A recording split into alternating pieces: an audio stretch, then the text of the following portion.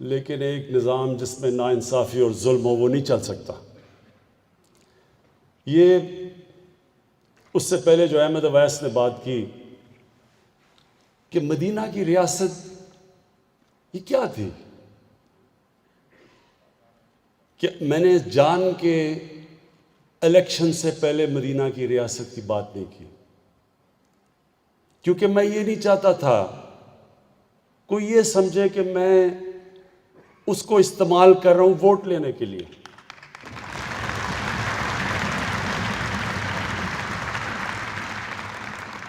लेकिन जब हमारी गवर्नमेंट आई तो मैं हर वक्त लोगों को बताता हूं कि जब तक हम उस विजन की तरफ नहीं जाएंगे, वो जो नजरिया था पाकिस्तान का, जो कायदे आजम ने बार बार उन्होंने कहा, उनसे जब पूछा कि पाकिस्तान की कॉन्स्टिट्यूशन क्या होगी, उन्होंने कहा हमारी कॉन्स्टिट्यूशन 1400 साल पहले बन गई थी।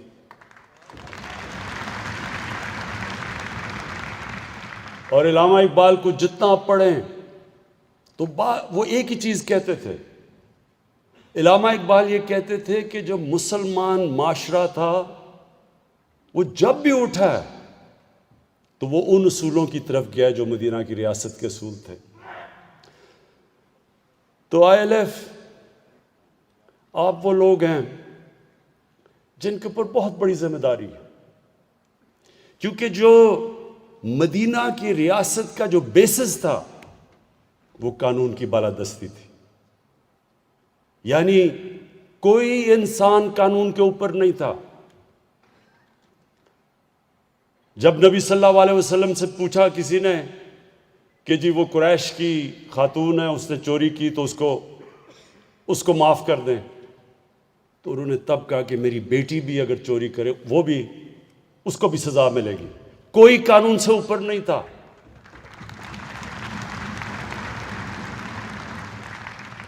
ये याद रखें, ये एक सिविलाइज्ड सोसाइटी का बुनियाद है कानून की बालादस्ती। कोई सोसाइटी जिसके अंदर कानून की बालादस्ती नहीं है, रूल ऑफ लॉ नहीं है, कभी मुकाबला नहीं कर सकती उस माशरे का जिसमें रूल ऑफ लॉ है। मुसलमानों से पहले रोमन्स दुनिया की सुपर पावर थे, रोमन लॉ था। बाकियों को वो बार्बेरियंस कहते थे क्योंकि उनके पास कानून नहीं था। ग्रीक्स उससे पहले थे, उनकी सिटी स्टेट्स थी, डेमोक्रेटिक थी, कानून था, वो आगे निकल गया दुनिया से। जब मुसलमानों का अरूज हुआ तो मैं इसलिए बार बार अपनी यूथ को कहता हूं, नौजवानों को कहता हूं, वो स्टडी करें, वो तारीख का हिस्सा है, वो कोई मिथोलॉजी नहीं है।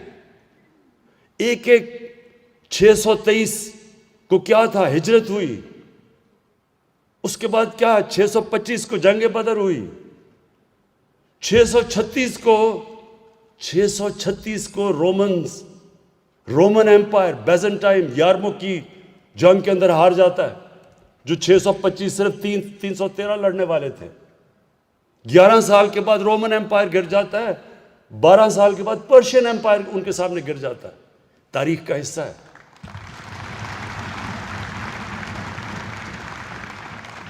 तो क्या वो कदम उठाए हमारे नबी सल्लल्लाहु अलैहि वसल्लम ने जिससे ये इतना बड़ा दुनिया की तारीख का इनकलाब आया?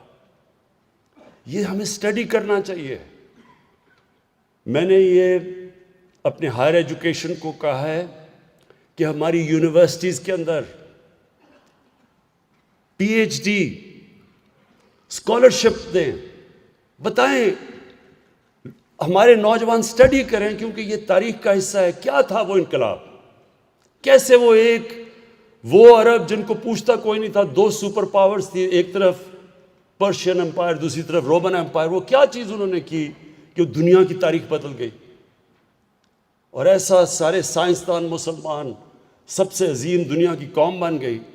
तो ये बड़ा ज़रूरी है। इसलिए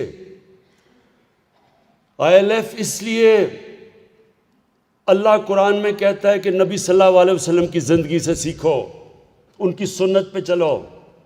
उनकी सुन्नत पे जो इंसान चलेगा वो बड़ा इंसान बन जाएगा, क्योंकि उनसे बड़ा इंसान कभी आया ही नहीं है दुनिया में, ना आ सकता है।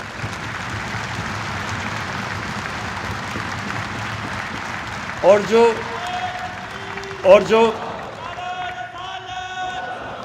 जो एक मिनट सुनो, और जो मदीना की रियासत थी, जो भी मुल्क उन उसूलों पे अमल करेगा वो ऊपर उठ जाएगा।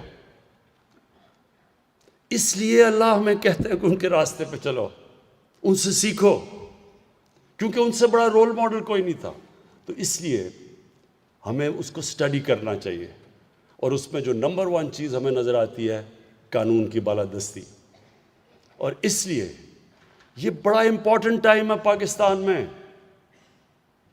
ये आप सबको समझना चाहिए कि ये एक पाकिस्तान में फैसला कौन वक्त है। ये जो सारे बेरोजगार सियासतदान इकट्ठे हो गए हैं,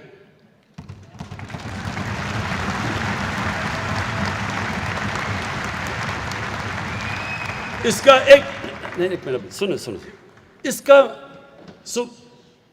अब सब पूछें कि ये सारे इकट्ठे हुए क्यों हैं, और इसके अंदर आपको समझ आ जाएगा कि ये कितना फैसला कुन वक्त है पाकिस्तान में। ये सारे इकट्ठे इसलिए हुए हैं कि कानून की बालादस्ती नहीं मानते। ये कह रहे हैं असल में कि हम कानून से ऊपर हैं, हम जवाबदेह नहीं हैं। हम चोरी करें, हम डाके मारें, हमें कोई हाथ ना लगाए।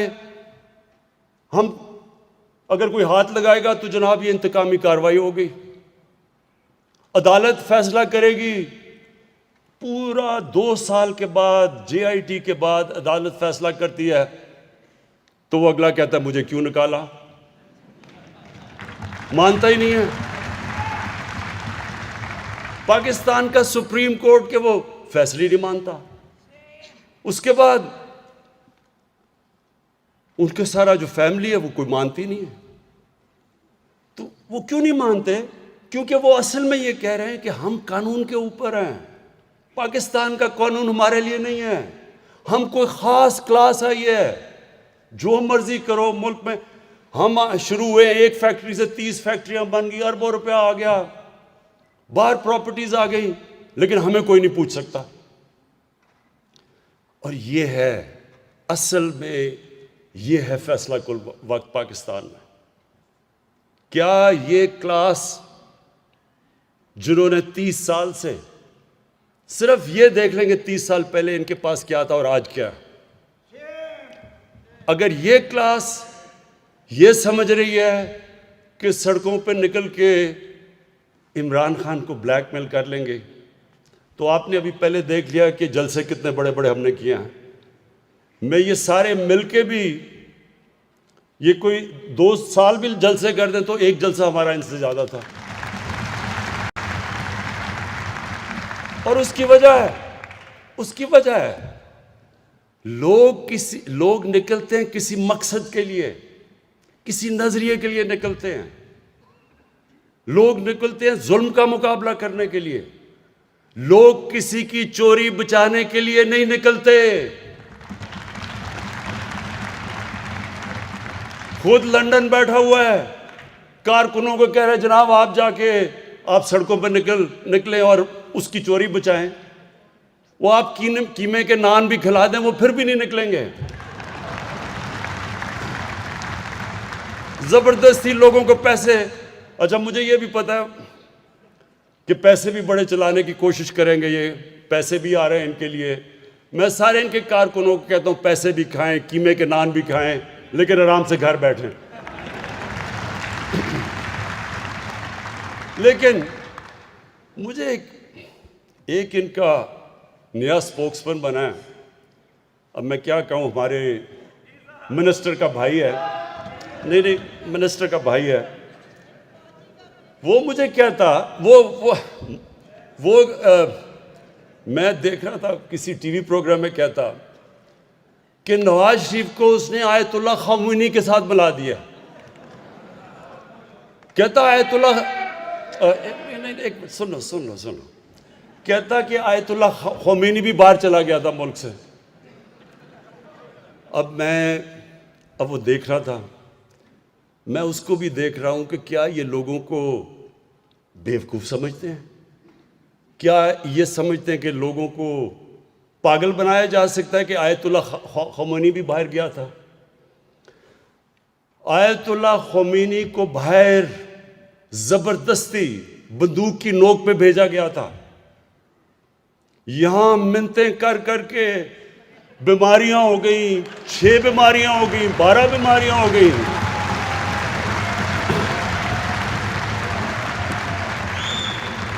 मुझे याद, अब हमारी कैबिनेट की मीटिंग हो रही है, सुने जरा। अभी सुनो। कैबिनेट की मीटिंग हो रही है, इधर सुने। अब जनाब कैबिनेट की मीटिंग हो रही है, हमें एक अदालत ने कह दिया कि जी अगर नवाज शरीफ को कुछ हो गया तो गवर्नमेंट जिम्मेदार है। अब हम अदालत की भी रिस्पेक्ट करते हैं। कैबिनेट की मीटिंग हो रही है, 6 घंटे मीटिंग चल रही है। डॉक्टर्स बैठे हैं कि जी ये भी बीमारी होगी, उसको ये भी बीमारी होगी, उसको ये भी बीमारी। अब हम सारे बैठे परेशान सुन रहे हैं कि इतनी बीमारियां एक आदमी को हो सकती हैं।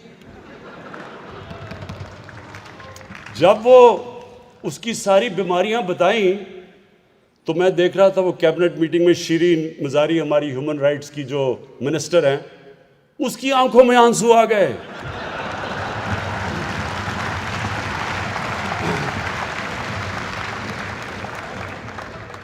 अब जो भी शिरीन को जानती हैं, अगर शिरीन मजारी की आंखों में आंसू आ गए तो सोचें कि किस तरह की बीमारियां में बताई गई थी।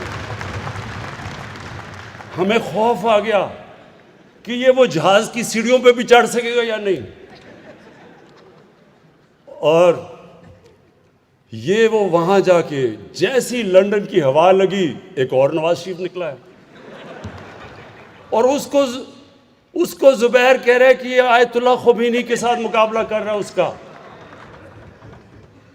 आयतुल्लाह खोमेनी से ईरान की पब्लिक प्यार करती थी। आयतुल्लाह खोमेनी उसके लिए हेलीकॉप्टर से लाहौर से निहारियां नहीं आया करती थी। वो थोड़ा सा दही और रोटी पे गुजारा करता था। वो जब आयतुल्लाह खोमेनी इस दुनिया से गया तो वो छोटा सा उसका घर था। वही सरकार मदीना की ट्रेडिशंस पे, उनकी सुन्नत पे चल रहा था। उन्होंने भी मस्जिद नबी में रहे। जब मुसलमानों की फौजें सारे अरब पे छा गई, उन्होंने महल्लात नहीं बनाए। आयतुल्लाह खोमेनी की लंदन में अरबों रुपए की उसके और उसके बच्चों की जायदादें नहीं थी। उसकी बेटी के पैनामा पेपर्स के ऊपर 4 बड़े बड़े महंगे लंदन के फ्लैट्स उसके बेटी के नाम नहीं आ गए। उसको मुकाबला करना किधर आयतुल्लाह खोमेनी और किधर हमारा निहारी खाने वाला।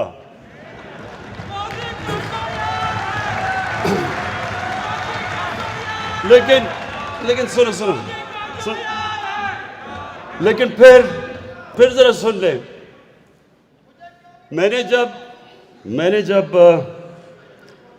इसके साथ वो जो सारे अभी बेरोजगारों की मैं लाइन देख रहा था, तो उनको और जब इनके भी सारे लोगों को देखता हूं तो मैं सोचता हूं कि क्या उनको कोई शर्म नहीं आती कि उनके लीडर ने इस तरह मुल्क का पैसा चोरी करके बाहर ले गया। कोई शर्म नहीं आती आपको कि पहले लोग गुर्बत कितनी है हमारे मुल्क में। एक 3 दफा प्राइम मिनिस्टर, 1 से 30 फैक्ट्रियां, लंदन में हर बच्चे के अरबों रुपए के घर, हिल मेटल, कोई उनको नहीं कि आज तक एक ऑथेंटिक डॉक्यूमेंट नहीं बता सका कि ये अरबों रुपए की प्रॉपर्टीज कैसे आई, ये मनी ट्रेल किधर है, ये पैसा बाहर कैसे गया। अगर मैं एक क्रिकेटर होके एक फ्लैट लेता हूं 34-35 साल पहले और 40 साल पुराने कॉन्ट्रैक्ट दिखा सकता हूं अदालत को, जब मुझे जरूरत नहीं थी, मैं तो कोई पब्लिक ऑफिस होल्डर नहीं था, मैं तो कोई वजीर नहीं था, मैं तो कोई वजीर आला नहीं था, मैं तो क्रिकेट खेलता था, इंटरनेशनल क्रिकेटर था, उसके बावजूद अदालत के अंदर मैंने जो उन्होंने मेरे से डॉक्यूमेंट्स मांगी, 40-40 साल पुराने कॉन्ट्रैक्ट्स दिखाए उनको। तो जो 3 दफा मुल्क का प्राइम मिनिस्टर एक डॉक्यूमेंट ना दिखा सके, तो इनके जो लोग हैं सारे, क्या उनको कोई शर्म नहीं आती कि गरीब मुल्क से पैसा लेके बाहर ले गया? मैंने सोचा कि कोई इतना, या तो बहुत ही बड़ा कोई डफर होगा जो समझे कि वाकई ये ईमानदार है। लेकिन फिर चंद दिन पहले मैंने देखा कि इनका एक सीनियर ओहदेदार सुबह के 3 बजे किसी खातून के घर तंजीम साजी करने चला गया।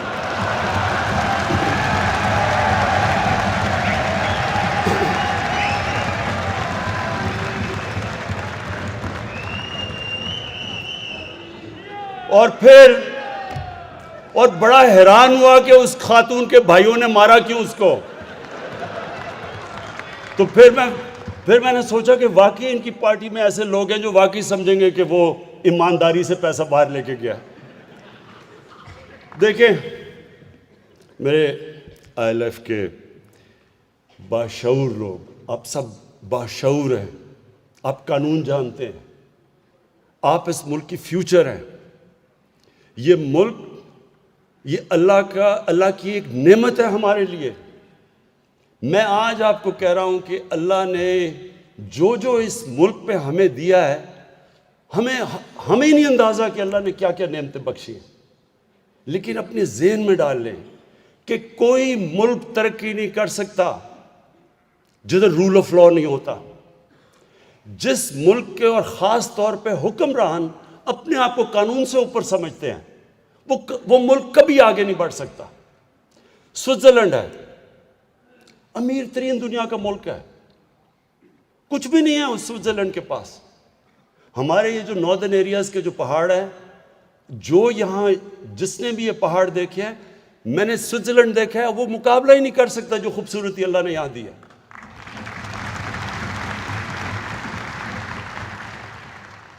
जो ज़रख़े ज़मीन दी है, जो हमारी वैरायटी दी है, यानी अल्लाह ने क्या चीज़ नहीं दी इस मुल्क को। लेकिन ये जहन में डाल लें कि कभी भी कोई मुल्क, जब उसके हुक्मरान अपने आप को कानून से ऊपर समझते हैं और जब वो करप्शन पे लग जाते हैं, कोई मुल्क तरक्की नहीं करता। दुनिया में वसाइल में अमीर तरीन मुल्क हैं, हमारे से भी ज़्यादा वसाइल है, लेकिन हमारे से ज़्यादा गुर्बत है, क्योंकि वहाँ भी ऐसे लोग बैठे हुए हैं हुक्मरान जो मुल्क का पैसा चोरी करके बाहर ले जाते हैं। आज ये आपको समझना है कि दुनिया से हो क्या रहा है। हम अकेले नहीं हैं जो पाकिस्तान में, जिधर हमारी रिसोर्सेज चोरी करके बाहर जा रही हैं। दुनिया में गरीब, ये अभी रिपोर्ट आई है कि दुनिया में जो गरीब मुल्क हैं उनसे हर साल 1000 अरब डॉलर चोरी होके जाता है। मगरबी ममालिक में, लंदन में, बड़े बड़े फ्लैट्स में, ऑफशोर अकाउंट्स में हर साल 1000 अरब डॉलर गरीब मुल्कों से अमीर मुल्कों पे जा रहा है। इसलिए तो आप देख रहे हैं किश्तियों में लोग कोशिश कर रहे हैं यूरोप जाने के लिए, मर रहे हैं, डूब रहे हैं इमिग्रेंट्स जो हैं, क्योंकि वो जाना चाहते हैं उधर, क्योंकि उनके मुल्क खोखले कर देते हैं। यही जो एलीट है, ये चोरी करके मुल्कों को खोखला कर देती है। पैसा जब यहां से बाहर चला जाए तो नौकरियां तो बाहर मिलेंगी, या स्कूलों में और अस्पतालों में पैसा कैसे खर्च होगा जब जो भी सरबराह वो अपना चेकअप भी मुल्क से बाहर करवाए हॉस्पिटल में, तो यहाँ हॉस्पिटल कैसे ठीक होंगे? पैसा तो बाहर जाके खर्च कर रहा है। तो ये बड़ा इंपॉर्टेंट है आपके लिए समझना। ये जो इस वक्त जंग हो रही है, ये फैसला कौन जंग है? ये इस्टेब्लिश करेगी कि सारे लोगों के ऊपर कानून जितना मर्जी ताकतवर हो, कानून के वो नीचे है, और वो जितनी मर्जी ये ब्लैकमेल करें। ये मैं आज आपको बता दूं कि जिस दिन जब मुशर्रफ ने किया था, वो प्रेशर में आके वकला मूवमेंट चली थी जिसमें हमने सबने शिरकत की, मकसद तो उसका कुछ और था। हम तो आज़ाद अदलिया चाह रहे थे, और शुक्र है आज पाकिस्तान की अदलिया आज़ाद है। लेकिन लेकिन उस प्रेशर में जनरल मुशर्रफ उस प्रेशर में आके एनआरओ दे गया दोनों को। और वो एनआरओज ने पिछले 10 साल में जो इस मुल्क के साथ किया है, इस मुल्क की जो इन्होंने माशियत तबाह की है, जो कर्जे चढ़ाए हैं, हमें आके कहते हैं कि जनाब आप जवाब दें। हमारे से पूछते हैं जब एक मुल्क, एक गवर्नमेंट जितना टैक्स इकट्ठा करती है साल में, उसका आधा टैक्स, उसका जो आधा पैसा है वो इनके लिए हुए कर्जों की किस्तों में चले जाते हैं, तो मुल्क आगे कैसे बढ़ सकता है? बताएं हम किधर से पैसा लाएं तालीम पे, सेहत पे, अस्पतालों पे? क्योंकि आधा तो पैसा उधर चले जाता है सीधा बाहर कर्जों की किस्तों पे। तो तब तो ये 10 साल में इनको कोई फिक्र नहीं हुई कि जनाब मुल्क तबाह हो रहा है। मिल के दोनों हुकूमत कर रहे थे, तब तो जमहूरियत भी नहीं खतरे में थी, माशियत भी नहीं खतरे में थी, जब कर्जे चढ़ा रहे थे। ख्वातीन हज़रात, इंशाअल्लाह आप ये अब देखेंगे कि ये जो पाकिस्तान जिधर अब पहुंच गया, इंशाअल्लाह आप देखेंगे ये, इसको कहते हैं टिपिंग पॉइंट। जो मुश्किल 2 साल थे वो बड़ी मुश्किलों से हमने निकाल लिए, बड़े बड़े इम्तिहान आए। हमें शुरू में तो डिफ़ॉल्ट से बचना पड़ा, उसके बाद ये जो कोविड का आया, सारी दुनिया में जो कोरोना का क्राइसिस आया, जिस तरह पाकिस्तान निकला है, वो जिस तरह अली ज़फ़र ने कहा है, WHO कह रही है कि पाकिस्तान उन 4 मुल्कों में से है जो सबसे बेहतरीन तरीके से वो कोविड से निकले हैं।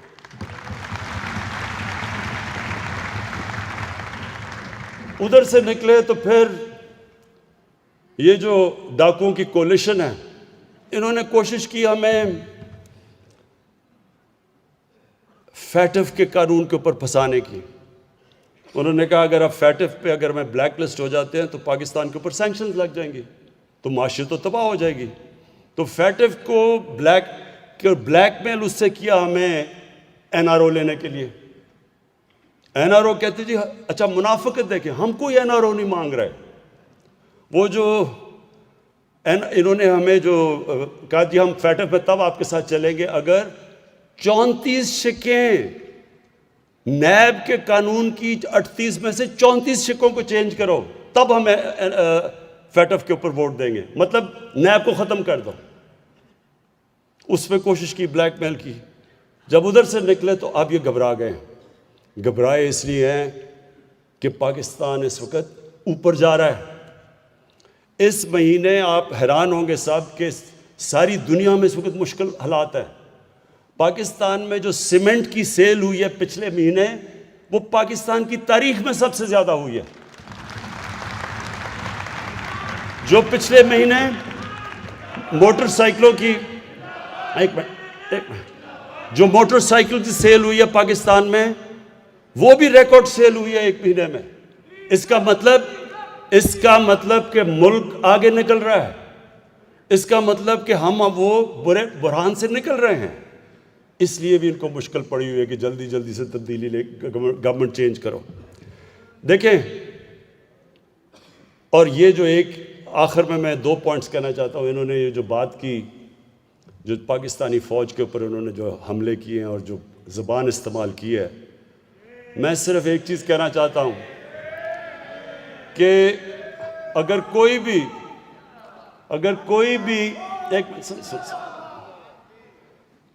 इस वक्त अगर हिंदुस्तान का एजेंडा कोई भी लेके फिर रहा है तो वो ये लेके फिर रहे हैं।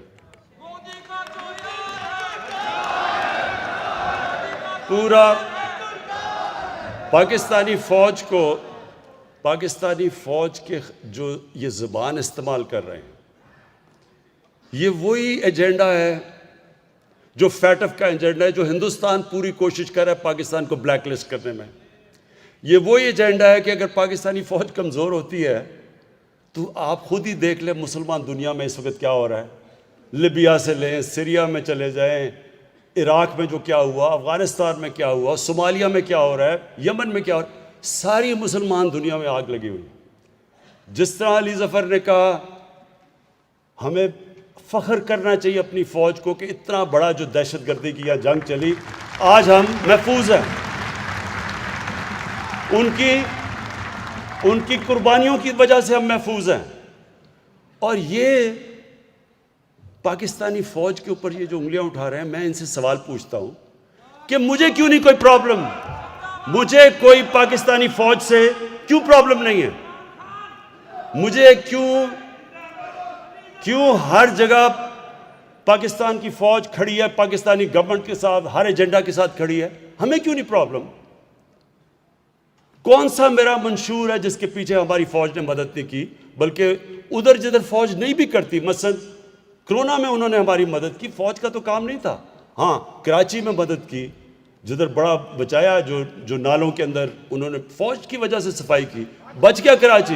एक मिनट सुन ले, एक मिनट सुने प्लीज सुन ले। तो मैं जरा आज को बताना चाहता हूं कि इनका मसला क्या और मुझे क्यों नहीं कोई मसला। ये आपने सबने समझना है कि ये इशू है क्या। इशू ये है कि अगर आज इमरान खान पैसा बनाना शुरू कर दे और अगर मैं यहां से पैसा चोरी कर करके बाहर मनी लॉन्ड्रिंग शुरू कर दूं, तो सबसे पहले हमारी आईएसआई को पता चलेगा। क्यों पता चलेगा? क्योंकि आईएसआई एक दुनिया की टॉप एजेंसी है, मानते हैं उसको।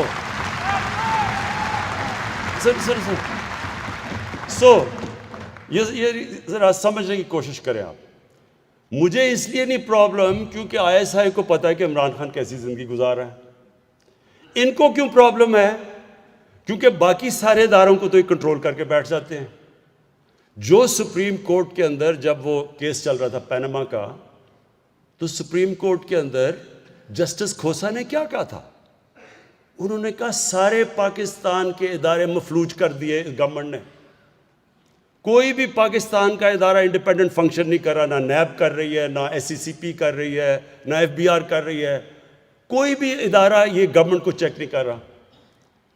जिनका काम चेक और बैलेंस करना है वो सारे इदारे कंट्रोल कर लेते हैं।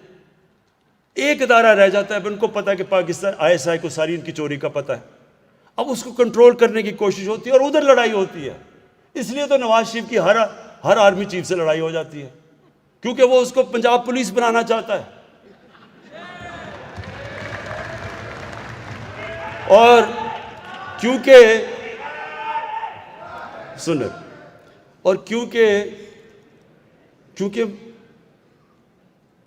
फौज को पता है, जब उनको पता चल जाता है वो जाके चुप करके बताते हैं इनको कि देखें जी आपने इधर इतनी कमीशन ले ली, उधर इतना पैसा बना लिया।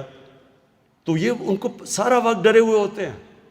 तो जब नवाज शरीफ ने कहा ना कि जी वो मुझे एक आईएसआई के जनरल जहीरुल इस्लाम ने कहा कि इस्तीफा दो, क्यों उसने कहा और तुमने क्यों चुप करके सुन लिया? क्योंकि जहीरुल इस्लाम को पता था तुमने कितना पैसा चोरी किया हुआ है। और तो इसलिए आप समझ जाएं कि इसका मसला कोई डेमोक्रेसी नहीं है। डेमोक्रेसी तो मैं हूं, पाकिस्तान की सबसे ज़्यादा वोट लेके आया हूं, पाकिस्तान की तारीख में 5 हलकों से जीता हूं। और ये जो कहते हैं कि इलेक्शन में धांधली हुई, ज़रा कोई इलेक्शन का रिकॉर्ड तो देख ले 2013 का और 2018 का, सिर्फ रिकॉर्ड उठा के देख लें। 2013 में 140 तकरीबन पिटिशंस थी जिन्होंने इलेक्शन को क्वेश्चन किया 2013 में नेशनल असेंबली में, और 2018 में 90 थी, और 90 में से आधी तहरीक इंसाफ की थी। तो अगर पिटिशंस भी आधी आई, 50% कम आई हैं, उनमें से आधे पीटीआई थी। तहरीक इंसाफ कई जगह 50 वोट से हारी है, कई जगह 100 वोट से हारी है।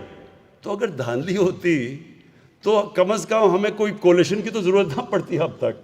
पॉइंट मैं ये कह रहा हूं कि हम पहले दिन से तैयार थे कि खोल दो इलेक्शन।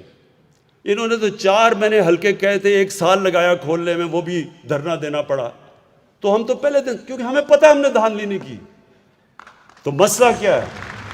मसला इनका ये है कि इन्होंने पूरी तरह अदलिया को भी बुरा भला, फौज को बुरा भला, गवर्नमेंट को बुरा भला, सिर्फ 1 पॉइंट एजेंडा है कि किसी तरह हम इनकी, क्योंकि ये कोई ख़ास कौम निकली है, चोरी भी कर दें तो इनको कुछ नहीं कहना, किसी तरह इनको एनआरओ मिल जाए।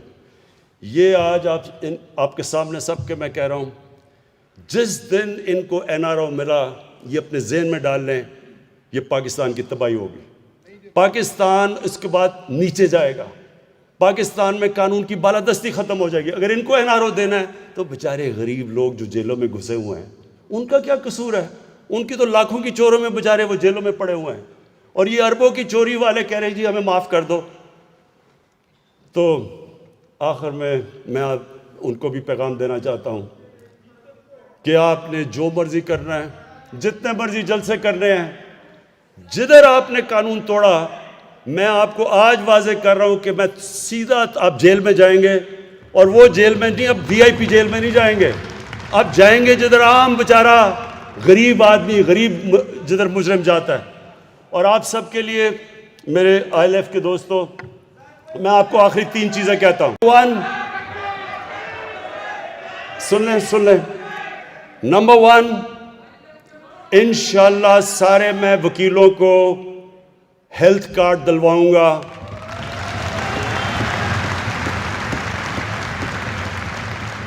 क्योंकि हमें पता है ज़्यादातर जो वकील वो मुश्किल मेहनत कश लोग हैं, और उनके लिए अगर एक घर में बीमारी हो जाए तो इंशाल्लाह हम ILF को एक हेल्थ कार्ड, और इसके लिए पूरी हम तैयारी अली ज़फ़र के साथ हम कर रहे हैं। नंबर 2, जो हम अहमद अवैस ने कहा था कि घरों का, कि घर होना चाहिए, छत होनी चाहिए,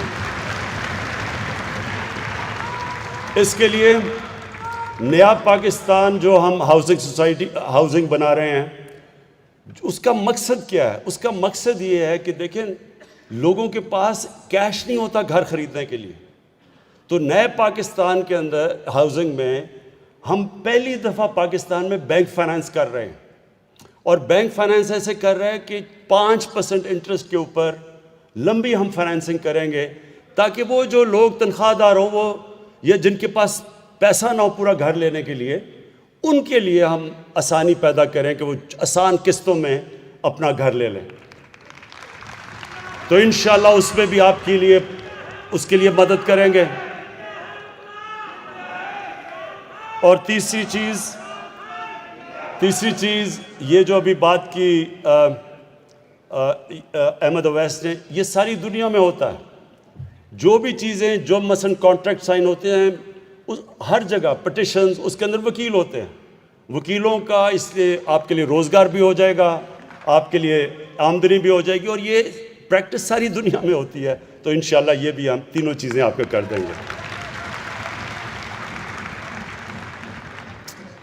और ये आप सबके लिए ILF दूर दूर से आप आए हुए हैं, मैं आपका शुक्रिया अदा भी करता हूँ। मैं आपको भी अली ज़फ़र इस फंक्शन का आपको खराज तहसीन पेश करता हूँ, और मैं ये चाहता हूँ कि आप सब पाकिस्तान के फ्यूचर लीडर्स बने, आप सब पार्टिसिपेट करें पॉलिटिक्स में। कायद आज़म मोहम्मद अली जिन्ना एक मेरा लीडर मैं मानता हूँ, और वो हैं कायद आज़म मोहम्मद अली जिन्ना, और वो एक बैरिस्टर थे बेहतरीन।